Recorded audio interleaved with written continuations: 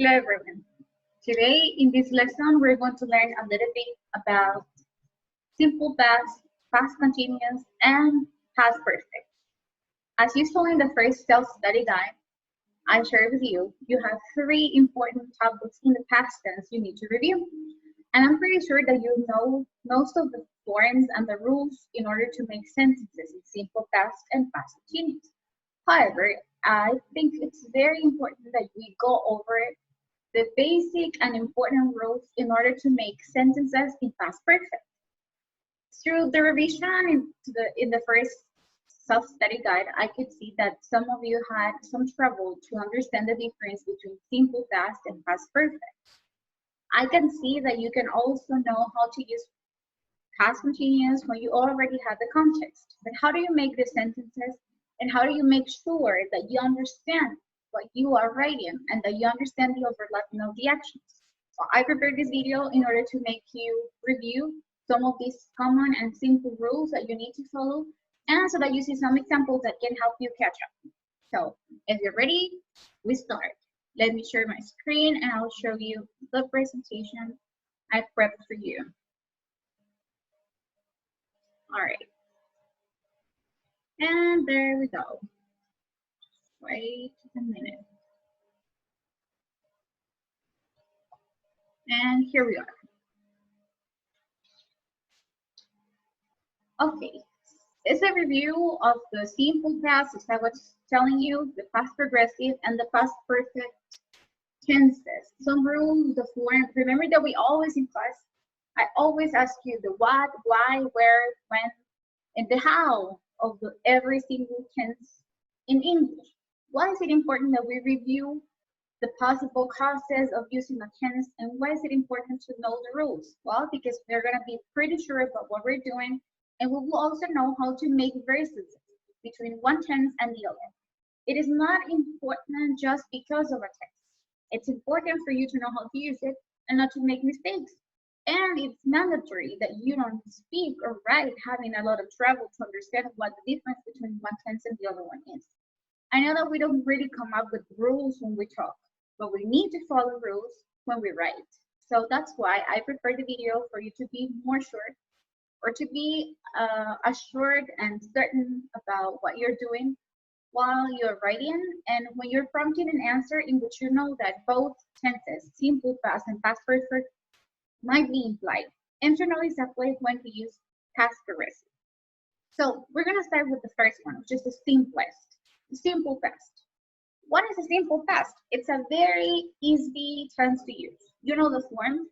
It is used with both regular and irregular verbs. When we talk about regular verbs, then we talk about ed endings. Remember, we have positive statements, negative statements, and question forms. For the positive statements, we have examples like I watched, he watched, etc. As you see, the form doesn't change for all the subjects. You have the same verb in tense in the past tense when you use the positive or the affirmative statement. So you use I, he, she, you, we, and they, but watched, for example. What happens in the negative statements? Negative statements will need an auxiliary. What's the auxiliary for simple past? Did. And when you combine it with the particle not, then it becomes didn't. I did not watch becomes I didn't watch. What happens in the question form? If it is a question, and if it is not a subject question, then you use an auxiliary. What's the auxiliary? Did again. Did you watch? Did she watch? You will never attach the ed ending for the question form. Why? Because interrogative form already has an auxiliary. So your auxiliary is your tense marker, and you will need to add any more suffixes to the verb. Negative questions are also built in simple past. Did you not watch? Or the common form, didn't you watch? It is formed by using an ed ending for the verbs, only those that are regular, okay? It is the same for all the persons, singular and plural, as you know it. What about some spelling rules? We add d, not ed, to the verbs that end in e, like, for example, light, and it becomes light. If the verb ends with a consonant and y, we change the y into an I, and then it becomes IED for the ending. Example, carry, carried, try, tried. But different, play, played. Why? Because play is spelled P-L-A-Y. So if you have a vowel in front of the consonant Y, then you don't need to change Y for I, but you keep the Y because the verb ends in a vowel and Y, as I was explaining to you. If the verb has only one syllable and ends with a vowel and a consonant, we double the consonant to keep the same pronunciation. Example, stop, stopped. The same rule applies to the verbs that end with L. Example, travel, traveled. I'm pretty sure that you know the rest of the spelling rules because you have already studied simple past. It is just a review, as I was telling you. The form of irregular verbs. All the regular verbs have different forms. Go, went, buy, bought, caught, caught. You know that it's easier to follow the rules when you memorize the families where they belong to. It's easy to memorize some verbs like sing or teach or bring because you know the endings have very similar endings and pronunciation forms. And the same happens with all the families. The question and negative forms are made in the same way. I went, did you go? No, I didn't go. Note, we do not use the auxiliary verb did with the verb to be and modal verbs in the past. Were you a student? Was he in London? I was not at home. He was not happy. Could you see? Could he come? I could not swim. He could not stay. The auxiliary verb did is not used in questions beginning with WH pronouns, like who or which, in the case that the pronoun is the subject of the question. In other words, you don't use the auxiliary did when you are making subject questions. Examples, who met you? Who is the subject there? Which train arrived on time? Which train is the subject of the question. But who do you meet? Which train do you meet? Who and which are here? Which train are the objects? So if those are object questions, we need did. But if we are making subject questions, we immediately conjugate the verb in past. The negative question normally shows as the phrase. When you make negative questions, when you do it, you make it emphatic. Example, didn't you know it? It's like when you're confirming information. Some uses on the simple past. We use the simple past for activities or situations that were completed in the past at a definite time. Example, the time can be given in the sentence, I came home at 6 o'clock. When he was a child, he didn't live in a house. The time is asked about. When did they get married? So you want to know the exact time when something happened? Simple past. Second use. The time is not given in the sentence, but it is clear from the context that the action or situation finished in the past. Example, he is 20 years old. He was born in Canada. I've been to Iceland. That's present perfect. Simple past will show exactly the time or context in which this action occurred. Did you enjoy it? Think about it. It is also used to talk about things like when you are telling stories or describe events to follow each other. So you're talking about one event after the other. Example, Charles entered the hall and looked around. He took off his coat and put it on a chair. He was at home. You are describing or you're narrating an event. And one event is a series of actions here. Simple past tense. Now, another topic we need to keep in mind for this review is past continuous or past progressive. You know that it also has an affirmative, a negative, and an interrogative form. For the affirmative statements, we need to use the verb be in the past tense and make the subject-verb agreement. If it's I, he, she, we, you, and they, you know how to use the simple past tense of the verb be, so you know how to make the auxiliary work. And if you're making negative sentences, your auxiliary is going to be the verb be in the past, plus the particle not. And if it is contracted, it will be wasn't. Example, I was watching, you were watching. But in the negative form, I was not watching, I wasn't watching. You were not watching, you weren't watching. Question form, were you watching? Was he watching? The negative question, were you not watching? Weren't you watching? Was he not watching? Wasn't he watching? The past continuous tense is formed with the past tense of the verb be, as I was telling you, and the present participle, or the ing form. I wouldn't say the present participle, but I would say the ing form to show that you're making a continuous tense. Why? Because you know it is an ongoing action, but besides ongoing, we have other uses that we're going to study right now. Uses. The first use is that we use the past continuous tense. Sorry, I'm missing past tense. We use the past continuous tense for actions or situations in the past that were not completed. From 10 to 12, I was washing my car. I was in the garage. I did not finish my work.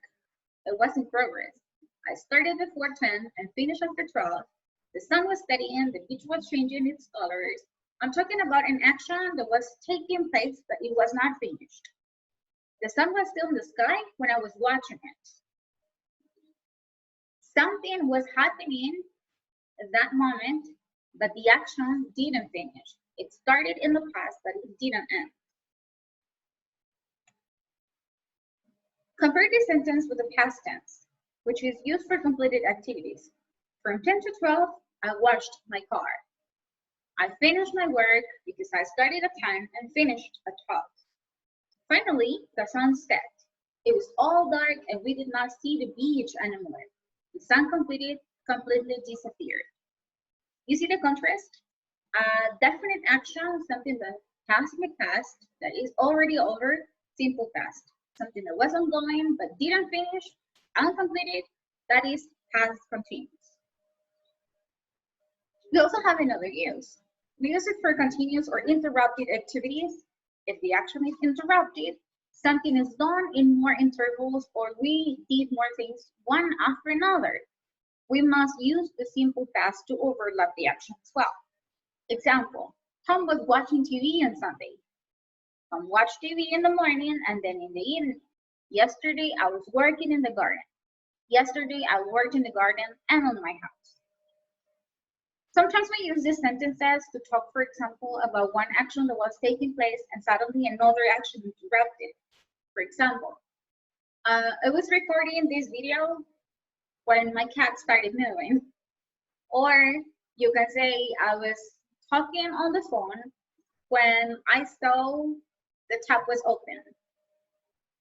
Here you will use two actions, one that was having or was taking place in the past, and the other one that suddenly started and ended in the past. That is a simple past. We also have the past continuous tense is typically used. Combined with a simple past tense to describe the idea that an action in the past continuous started before the action in the past simple and continued after it, what I was just telling you. When she's telling me, I was looking at the trees. These two activities happen at the same time. I was looking at the trees for some time and she told me in the middle of it. Compare with the simple past. When she saw me, I looked at the trees. The two activities happened one after the other. First she saw me and then I looked at the trees. She saw me and then I suddenly looked to another direction. Maybe I was avoiding her. With a point in time to express an action that started before that time and continued after it. At 8 o'clock, Jane was having a bath. At 8 o'clock, she was in the middle of the activity. She did not finish it.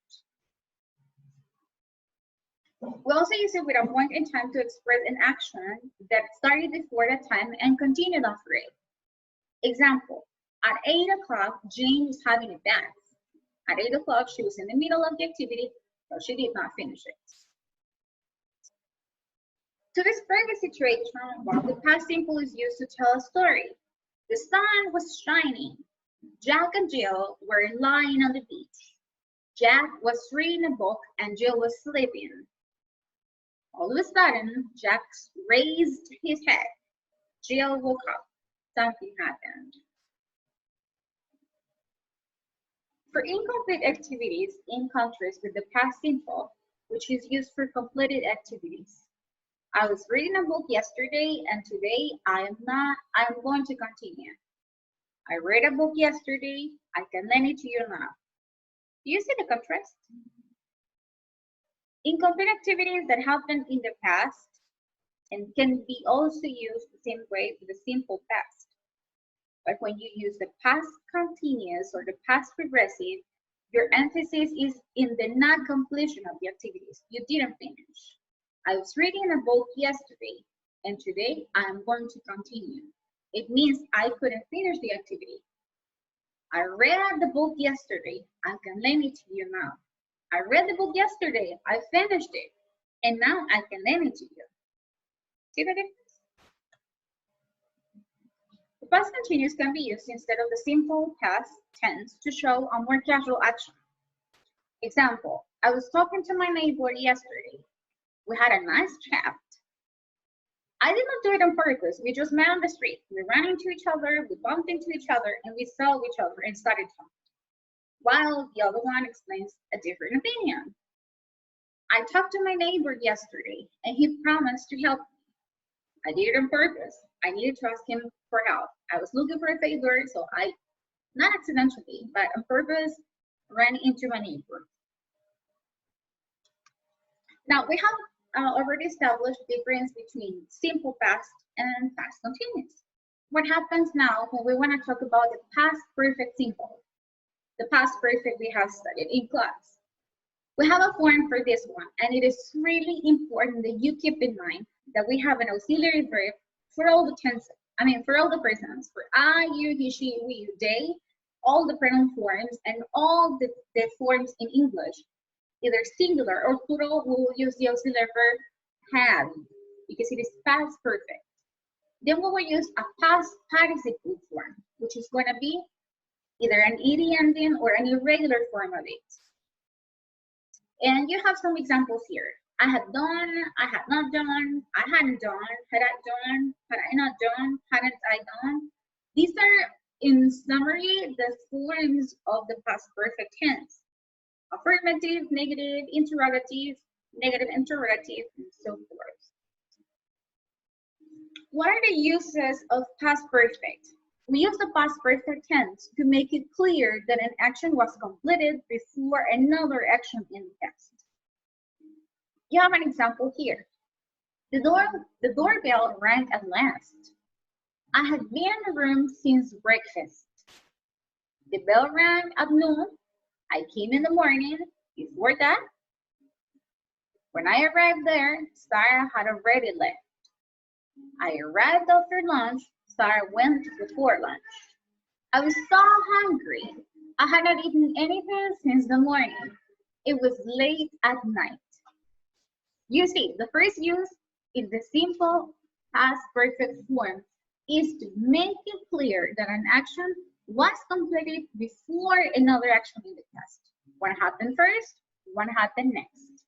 You can number the actions and see which one is the one that obeys the logic of being first and second. Second use, it is used to refer to an activity that was completed before a point in time in the past. In 2005, I had lived in the same place for 10 years. Have you ever traveled by plane before your holiday in Spain? So we're referring to an activity that was completed before a point of time in the past. Do not get confused here. You're seeing here for 10 years or before your holiday in Spain, but it doesn't mean that we're talking about a specific time, because specific time is used with simple past. Here we're using in 2005, I had lived in the same place 14 years. Here, this sentence is emphasizing the duration of time that this person had lived in the same place. In the second example, had you ever traveled by plane before your holiday in Spain? You're asking about an experience that was prior to this one to the second one. So be very careful not to get confused with that. What if we want to make a verses of simple past and past perfect, which is the one that I'm seeing you're having most trouble with? The past perfect, the past simple is used for actions that happened some time ago. The past perfect is used for actions that happened before a point of time in the past. You see an example here. Jim returned at 4 o'clock. He had called Jane on the way back home, and now she appeared at the door. In this story, the sentences are in reverse order because in reality, first, Jim called Jane, and then he returned. If we want to keep this sentence order, we must use the past perfect to make it clear that Jim called Jane first. If the sentence order is the same as the order of the events, we can use the past simple and nothing changes. Jim called Jane on the way back home. He returned at 4 o'clock and now she appeared at the door. The difference is important. In some situations, these two tenses have a completely different meaning. How? The difference is important because when these ones have a different and complete meaning, sentences look like the following. I arrived at the garage. They told me to pay in cash, but I only had my credit card. I couldn't pay. I arrived at the garage. They had told me to pay in cash. I paid and left immediately. In the first case, I did not know that I had to pay in cash. They told me after my arrival. Bad plan. In the second case, I was informed before my arrival and had no problems because I already got the cash with me. So I got the box, I paid, and in the second one, they didn't tell me anything, and sorry, I had to leave and not paying because I didn't know before. Finally, we need to remember that we use the past perfect combined with time clauses. In time clauses, after when, we can use either the past tense or the past perfect. We use a simple past tense if we want to express that the first action led to the second and that the second followed the first one very closely. When the film ended, he switched off the television. Or what happens if I want to make it in past perfect? The past perfect is used when we want to make it clear that the first action was completed before the second started and that there is no relation between them.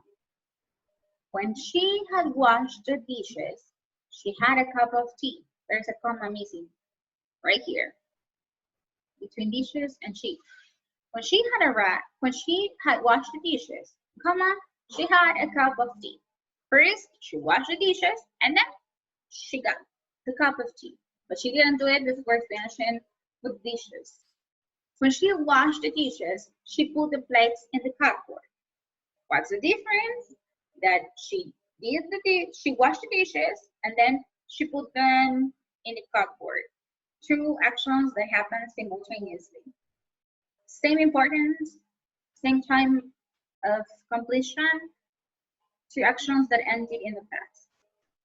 If we use after in a time clause, the past perfect is much more unusual, but it can also work. After Zidane had scored the goal, the fans went wild. We use the past perfect similarly with as soon as, until, before, and by the time. He got up as soon as he had heard the alarm clock. We did not stop until we had reached the coast. Maria had finished her meal by the time I arrived. Before she got her hair, she had consulted it. As you see here, these time markers can also help you organize your ideas better and easier so that you don't confuse one action and the other. Remember that these, as I was telling you, are a point based to the rule of order. If you know what you're talking about, it will be very easy for you to know which action happened first and which one happened later. There are instances in which you want to tell the events happens almost simultaneously, you don't need to overlap past tense and simple past tense and past perfect. You could perfectly use only simple past. But if one action took place before the other and you want to make it emphatic, then you can use past perfect to express that. I hope I solved your problems by seeing the difference between the simple past and past perfect in context, because I know that you know the rules, but I have seen through the practices that you're having trouble when you're writing or you're completing paragraphs to see what action comes first and what makes logical and what makes sound or what makes sense when you're making the completion of the exercises and when you have to pick simple past or past perfect. In our next session in Zoom, we're going to have a practice on that, but I leave this here for you just to go over the rules that I have explained to you, and I hope this can also help you see the rules more clearly. Thank you very much for watching. See you next time.